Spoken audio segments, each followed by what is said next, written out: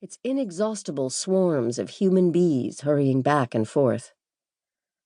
I was born in the early morning, but in Chinatown the clocks obey no rules, and at that hour the market, the cart traffic, the woeful barking of caged dogs awaiting the butcher's cleaver were beginning to heat up.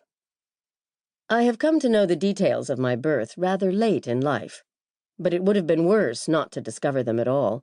They could have been lost forever in the cracks and crannies of oblivion. There are so many secrets in my family that I may never have time to unveil them all. Truth is short-lived, watered down by torrents of rain. My maternal grandparents welcomed me with emotion, even though, according to several witnesses, I was ugly as sin, and placed me at my mother's breast, where I lay cuddled for a few minutes, the only ones I was to have with her. Afterward, my Uncle Lucky blew his breath in my face to pass his good luck on to me. His intention was generous and the method infallible, because at least for these first 30 years of my life, things have gone well. But careful, I don't want to get ahead of myself. This is a long story, and it begins before my birth. It requires patience in the telling, and even more in the listening. If I lose the thread along the way, don't despair, because you can count on picking it up a few pages further on. Since we have to begin at some date, let's make it 1862. And let's say, to choose something at random, that the story begins with a piece of furniture of unlikely proportions. Paulina del Valle's bed was ordered from Florence the year following the coronation of Victor Emmanuel, when in the new kingdom of Italy the echoes of Garibaldi's cannon shots were still reverberating.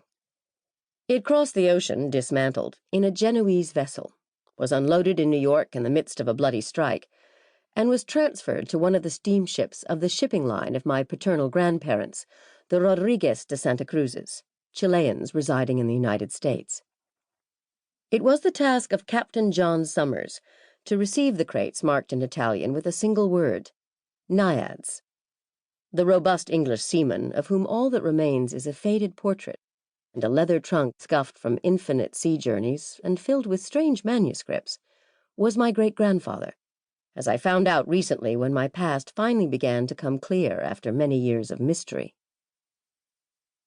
I never met John Summers, the father of Eliza Summers, my maternal grandmother.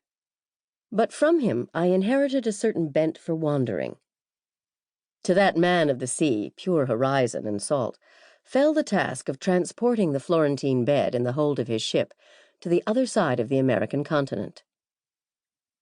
He had to make his way through the Yankee blockade and Confederate attacks, sail to the southern limits of the Atlantic, pass through the treacherous waters of the Strait of Magellan, sail into the Pacific Ocean, and then, after putting in briefly at several South American ports, point the bow of his ship toward Northern California, that venerable land of gold.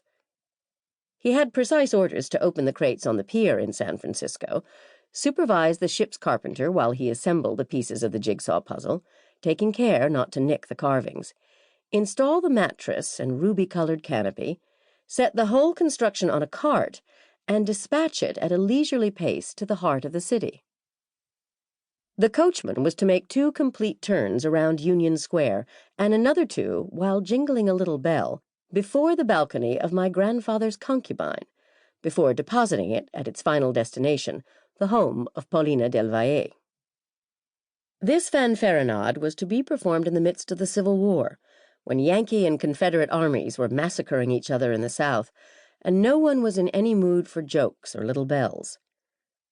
John Summers fulfilled the instructions, cursing, because during months of sailing that bed had come to symbolize what he most detested about his job, the whims of his employer, Paulina del Valle. When he saw the bed displayed on the cart, he sighed and decided that that would be the last thing he would ever do for her. He had spent 12 years following her orders and had reached the limits of his patience. That bed still exists, intact. It is a weighty dinosaur of polychrome wood. The headboard is presided over by the god Neptune, surrounded by foaming waves and undersea creatures in bas-relief, and the foot, frolicking dolphins and cavorting sirens. Within a few hours, half of San Francisco had the opportunity to appreciate that Olympian bed. My grandfather's amour, however, the one to whom the spectacle was dedicated,